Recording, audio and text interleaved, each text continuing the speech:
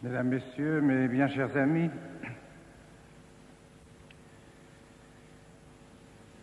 on m'a invité à faire une conférence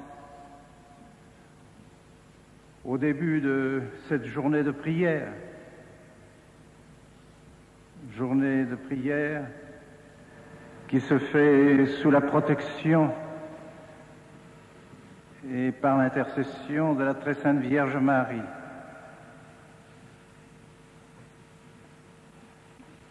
Il y a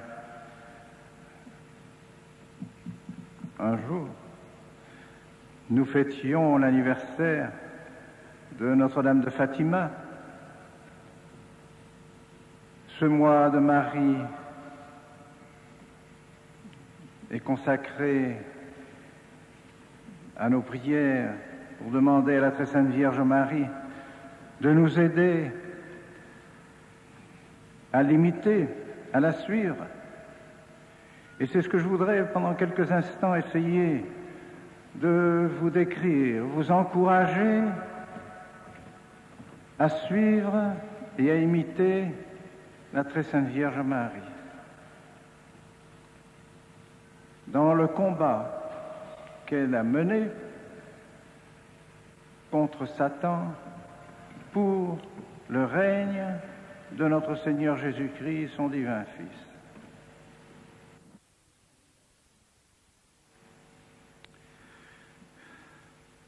Selon la volonté même de Dieu, la très sainte Vierge Marie est née pour un combat et au cours de toute l'histoire de l'humanité, elle est au centre de ce combat. Je ne veux pas en détail vous retracer cette histoire, mais cependant il me semble qu'il est bon de rappeler au moins les événements principaux de ce combat de la très sainte Vierge Marie contre Satan pour notre Seigneur Jésus-Christ.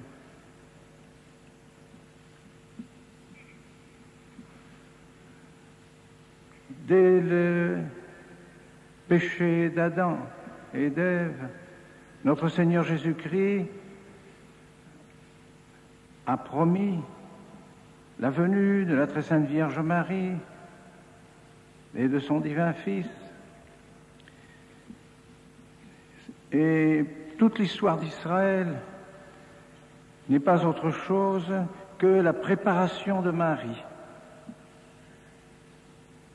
Préparer celle qui sera digne de recevoir Dieu lui-même, le Fils de Dieu, pour accomplir ce combat et remporter la victoire contre Satan et contre tous les principes destructeurs de la vie, et particulièrement contre le péché, contre le monde, contre les scandales du monde.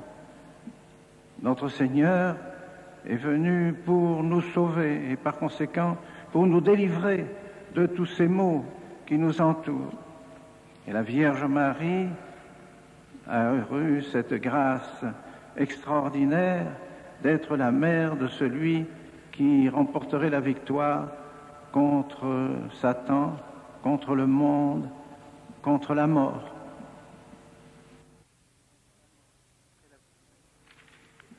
Et même après la victoire que notre Seigneur a remportée au Calvaire sur sa croix, la très sainte Vierge Marie étant présente, et pour cela a été appelée co-rédemptrice, elle a participé intimement à notre rédemption et à la victoire de notre Seigneur Jésus-Christ. Elle n'a pas considéré que son rôle était terminé. Après l'Ascension, elle était présente à la naissance de l'Église. Elle était présente au milieu des apôtres et le pape Pie XII dit d'une manière explicite que c'est par la très sainte Vierge Marie que les apôtres ont reçu la grâce qui leur a été donnée au jour de la Pentecôte, la grâce du Saint-Esprit. par la très sainte Vierge Marie. Elle était donc là à la naissance de l'Église. Le grand combat, commencé au début de l'histoire de l'humanité, allait continuer pour le corps mystique de notre Seigneur Jésus-Christ. Et la très sainte Vierge Marie est la mère de ce corps mystique. Et par conséquent, elle va continuer tout au cours de l'histoire de l'Église.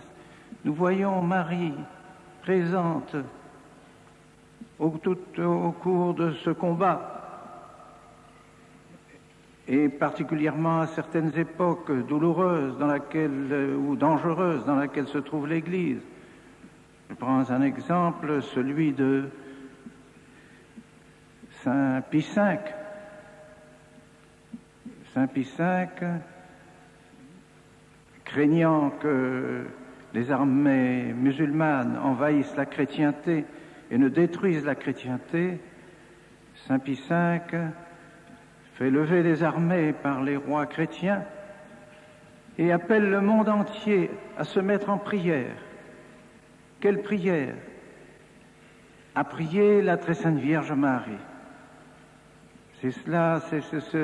C'est parce que les chrétiens auront prié la très sainte Vierge Marie, c'est ce que dit le pape lui-même, que la victoire de l'épante a été remportée et qu'ainsi la chrétienté a été préservée. Victoire de la très sainte Vierge Marie. Une autre victoire aussi est celle que la très sainte Vierge Marie remporte à l'occasion de ses apparitions même dans l'époque moderne, apparition à Lourdes il y a un peu plus de 100 ans, apparition particulièrement à Fatima, où elle dénonce le péril du communisme. Elle montre par là sa vigilance et son amour des chrétiens, son amour de l'Église. Elle dénonce l'ennemi dangereux qui risque d'envahir le monde entier si on ne prie pas pour la conversion de la Russie.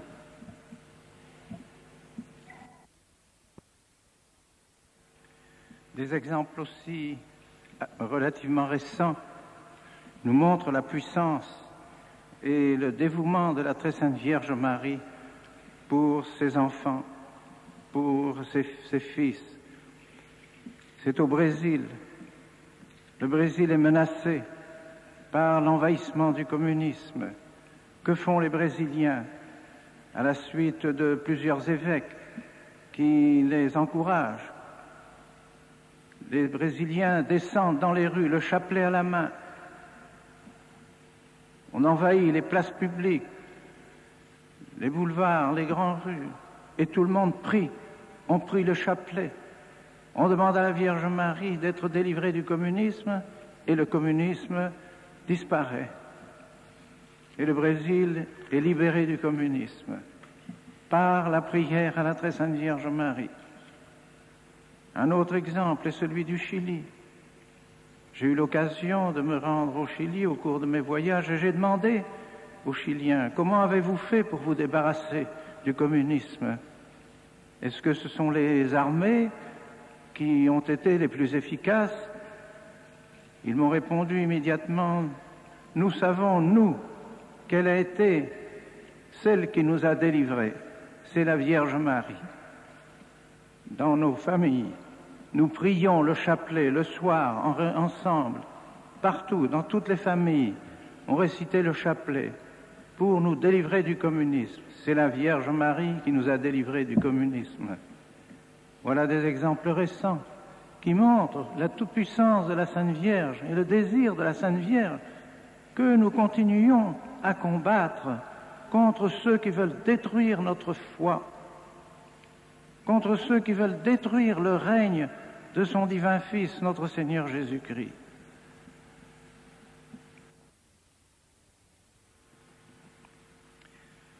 Par conséquent, pendant 20 siècles de l'histoire de l'Église, la très sainte Vierge Marie s'est trouvée auprès des catholiques, auprès des chrétiens pour les soutenir dans leur combat.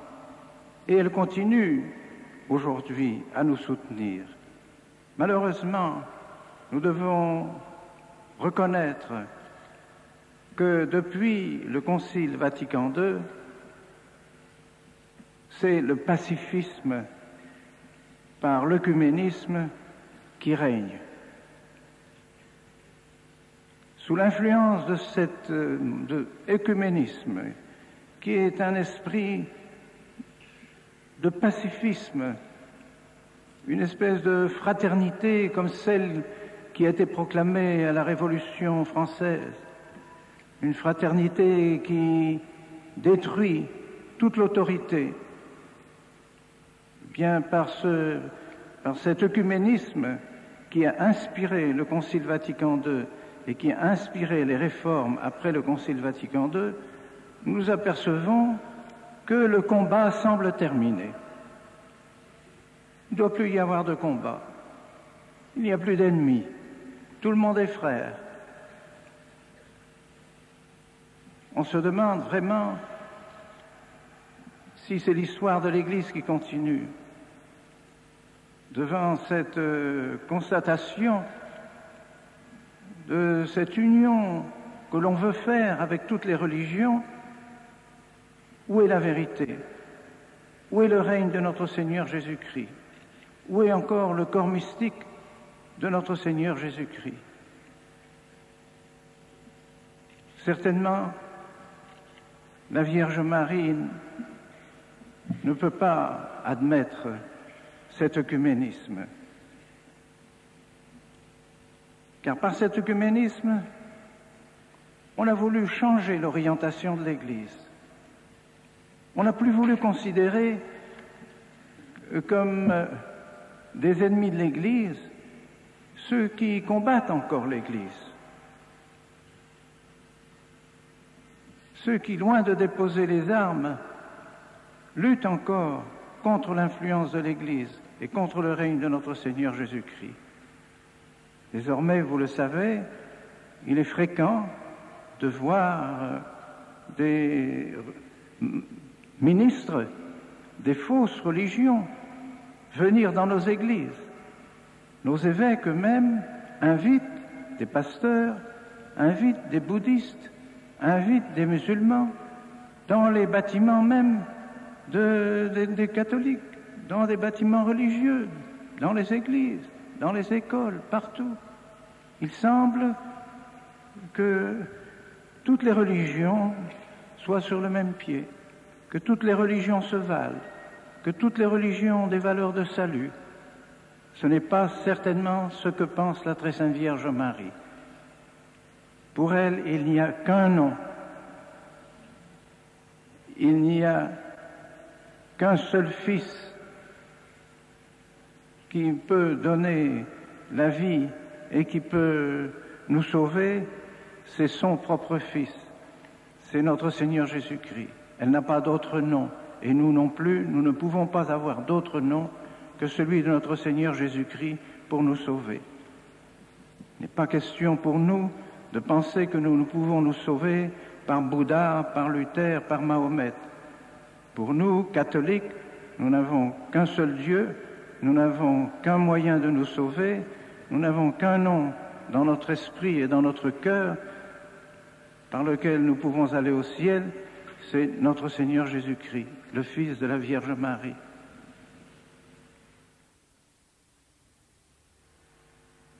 Notre vie chrétienne a toujours été considérée et nous a toujours été enseignée comme un combat, comme une lutte continuelle contre les suites du péché originel. Même après le baptême, c'est ce qu'enseigne le catéchisme du Concile de Trente et tous nos catéchismes traditionnels. Après que le péché originel a été effacé par la grâce du baptême, demeurent en nous les suites du péché originel et des tendances au péché, contre lesquelles nous devons lutter toute notre vie, toute notre vie. Ainsi, la vie chrétienne est un combat spirituel. Combat spirituel mené avec notre Seigneur Jésus-Christ, par la grâce de notre Seigneur Jésus-Christ et avec la Très Sainte Vierge Marie, avec l'aide de la Très Sainte Vierge Marie, pour rétablir l'ordre en nous, rétablir les vertus en nous, rétablir l'homme tel que notre Seigneur Jésus-Christ l'a racheté, tel que notre Seigneur Jésus-Christ en a donné l'exemple. Voilà l'idéal chrétien. Et tous les saints nous ont montré cet idéal. Tous les saints ont été des combattants très durs contre eux-mêmes, afin de rétablir l'ordre, que Dieu règne en nous, que Dieu règne dans chacun d'entre nous, par l'obéissance à ses commandements, par l'exemple de la vie chrétienne, par l'exercice des vertus chrétiennes. Voilà ce que c'est que la vie chrétienne. Or, maintenant, on ne parle plus du péché originel. Le baptême, par exemple, n'efface plus le péché originel. Le baptême est tout simplement un acte qui nous inscrit dans la société des chrétiens. Nous devenons membres de la communauté des chrétiens par le baptême. Et c'est pourquoi, je suppose, on a enlevé les exorcismes du baptême, parce qu'on ne croit plus à la présence de Satan dans l'âme des enfants. Et pourtant, c'était bien ce que nous a toujours enseigné l'Église. Et c'était bien ce que disaient les prêtres lorsqu'ils disaient devant les enfants baptisés, « Sors, esprit immonde, et laisse la place au Saint-Esprit ». Voilà ce que l'Église a toujours enseigné. Maintenant, on n'enseigne plus cela. Alors on a supprimé aussi ce combat spirituel. Il n'y a plus d'effort de fait, il n'y a plus de sacrifice, il n'y a plus l'exemple de la croix, il n'y a plus l'exemple de notre Seigneur crucifié, exemple que nous donne particulièrement le saint sacrifice de la messe. Saint sacrifice de la messe qui continue la croix de notre Seigneur. Ayant les yeux sur la croix de notre Seigneur, nous comprenons que nous devons nous sacrifier, que nous devons combattre pour garder et développer notre vie chrétienne, la grâce que le bon Dieu nous a donnée au baptême. Voilà ce qu'est la vie du chrétien enseignée selon la tradition. Eh bien maintenant, ces choses-là ne sont plus connues, ne sont plus prêchées, ne sont plus données par le clergé. Et ainsi, on assiste à la décadence morale partout. On voit des pays entiers où on ne se confesse plus, comme la Hollande. On ne se confesse plus. Il faut croire qu'on n'a plus de péché, que le péché n'existe plus. Autant de constatations douloureuses et qui font que l'Église, dans les personnes elles-mêmes, est en train de disparaître. Nous devons demander à la Très Sainte Vierge Marie de continuer le combat, de nous faire comprendre la nécessité de ce combat spirituel.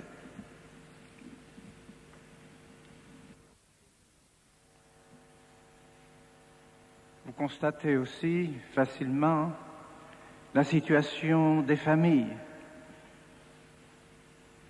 Notre Seigneur ne règne plus dans la plupart des familles, même chrétiennes. Le divorce s'obtient avec une facilité extraordinaire. Que de divorcés, que de familles séparées, divisées, parmi les chrétiens, parmi les catholiques, que d'enfants abandonnés. Et même maintenant, on arrive, comme aux États-Unis en particulier, à annuler les mariages avec une facilité incroyable. Il suffit de se présenter à la curie épiscopale et de faire valoir quelques difficultés dans le mariage pour que le mariage soit considéré comme nul et que les époux puissent convoler dans d'autres noces et se marier de nouveau à l'Église. C'est la destruction de la famille,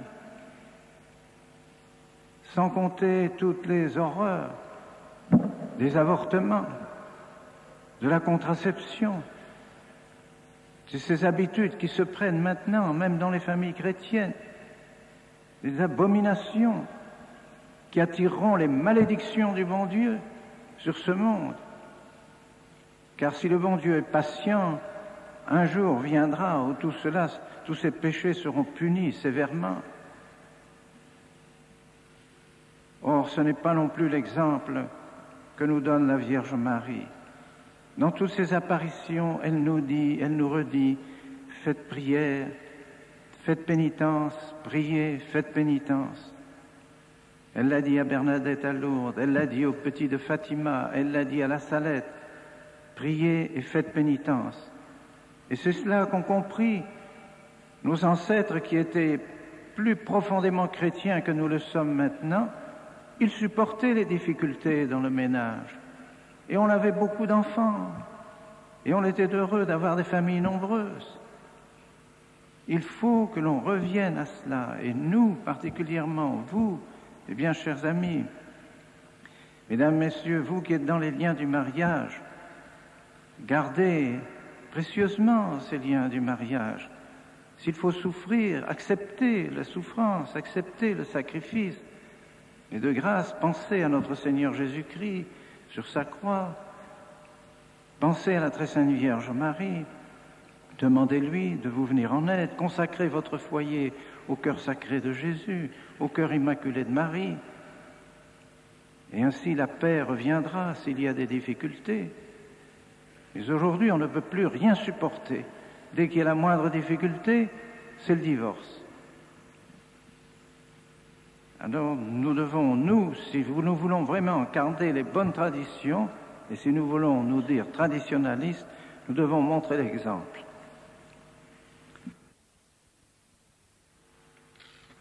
N'êtes-vous pas étonnés que tous les évêques du monde entier n'élèvent pas la voix contre toutes ces lois qui détruisent la famille, qui détruisent l'école chrétienne, qui détruisent la morale? Mais non, c'est le silence. Personne n'élève la voix. Personne ne défend les droits de Dieu. Mais tout le monde parle des droits de l'homme. Ah oui, les droits de l'homme. Mais on oublie les devoirs de l'homme. On oublie les commandements de Dieu. Or, c'est ça qui devrait être à la base des sociétés, non pas les droits de l'homme. Car ces droits de l'homme ont été institués contre Dieu, contre l'autorité de Dieu. Une société ne peut pas vivre sur les droits de l'homme. Elle doit d'abord vivre sur les devoirs de l'homme, sur les commandements de Dieu. Le décalogue devrait être la base de la législation de toutes les sociétés. L'homme n'a des droits que dans la mesure de ses devoirs. Le devoir est premier, le droit vient ensuite. Nous naissons avec des devoirs. Et notre premier devoir, c'est d'adorer Dieu, de remercier Dieu, d'obéir à Dieu. Voilà notre premier devoir. Et parce que nous devons obéir à Dieu, alors nous avons des droits. Droit d'élever la famille convenablement, droit d'être protégé pour honorer Dieu dans notre vie religieuse, droit d'être protégé dans les droits de l'Église pour que l'Église puisse accomplir la gloire du bon Dieu, accomplir tout le rôle qu'elle a à accomplir ici-bas. Mais d'abord, le bon Dieu nous donne des devoirs. Or, actuellement, vous le savez bien, et vous le voyez partout, on ne parle toujours que des droits de l'homme. Ces droits de l'homme détruisent la société, détruisent les familles.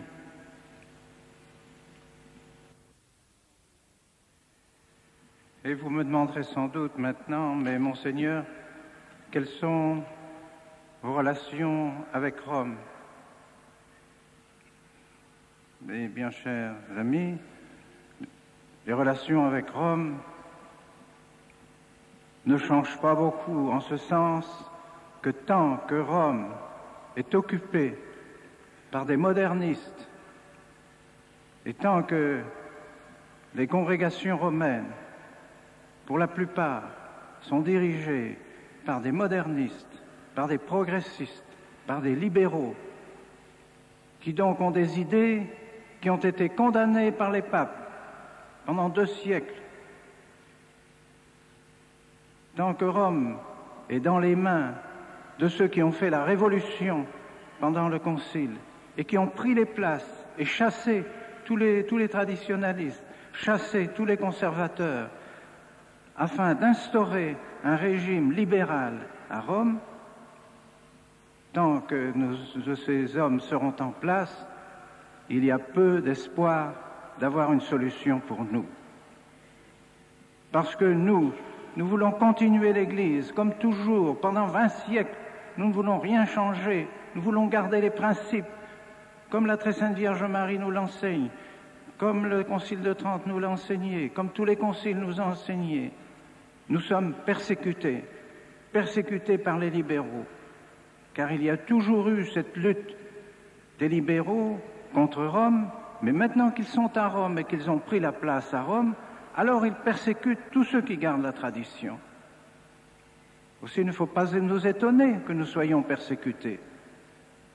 Ce sont des gens qui ne peuvent pas admettre la tradition et qui voudraient être bien avec tout le monde, être amis avec tous les ennemis de l'Église, faire un pont avec le monde, avec ce monde plein de scandales. Quel pont, quelle union avec le monde, quelle union avec les protestants, avec les bouddhistes, avec les musulmans, quelle union pouvons-nous faire? Notre Seigneur Jésus-Christ a fondé l'Église catholique pour le salut de tous les hommes. Et il n'y a pas d'autre religion vraie que celle de notre Seigneur Jésus-Christ, que celle de la Vierge Marie. Il n'y a pas 2 religions, il n'y a qu'une religion, il n'y a qu'un Dieu au ciel, il n'y a qu'un autre Seigneur Jésus-Christ au ciel. Il n'y aura qu'un juge qui viendra sur les nuées du ciel pour juger tous les hommes. Alors nous tenons à cette vérité, nous voulons cette vérité. Alors on nous dit que nous ne sommes pas charitables. Bien au contraire, c'est nous qui sommes charitables. C'est la vérité qui sauve. Et nous voulons convertir tous les protestants, tous les bouddhistes, tous les musulmans, tous les hommes du monde, tous les communistes. Nous voulons les convertir à notre Seigneur Jésus-Christ. Nous voulons les convertir à la très sainte Vierge Marie. Mais non pas faire une union entre l'erreur et la vérité, entre la lumière et les ténèbres, entre Dieu et Satan, comme dit saint Paul. On ne peut pas faire une union entre cela, c'est impossible.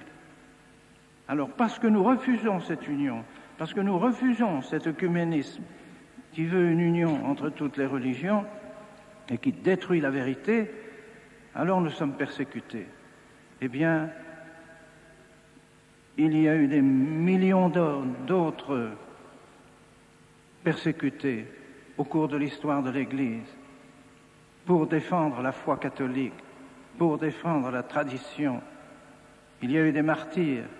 Bien, s'il faut que nous soyons martyrs, s'il faut que nous donnions notre sang aussi pour conserver la foi de l'Église, pour conserver la foi catholique, eh bien, nous devons être prêts à le faire, comme l'ont fait tant de saints, tant de martyrs, défendre la foi catholique jusqu'au sang, à la suite de notre Seigneur Jésus-Christ.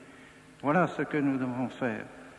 Et si Rome ne veut pas revenir à la tradition, tant que Rome ne revient pas à la tradition, il est impossible de renouveler l'Église. L'Église ira toujours en se dégradant davantage. Mais nous sommes persuadés qu'il faut avoir confiance dans la très sainte Vierge Marie, en notre Seigneur. Un jour, Rome retournera à sa tradition. Elle nous remerciera d'avoir maintenu la tradition. Et elle s'appuiera sur vous, sur vos enfants que vous aurez élevés dans la tradition, afin de continuer l'Église. Voilà ce que nous devons demander au cours de cette journée de prière à la très sainte Vierge Marie.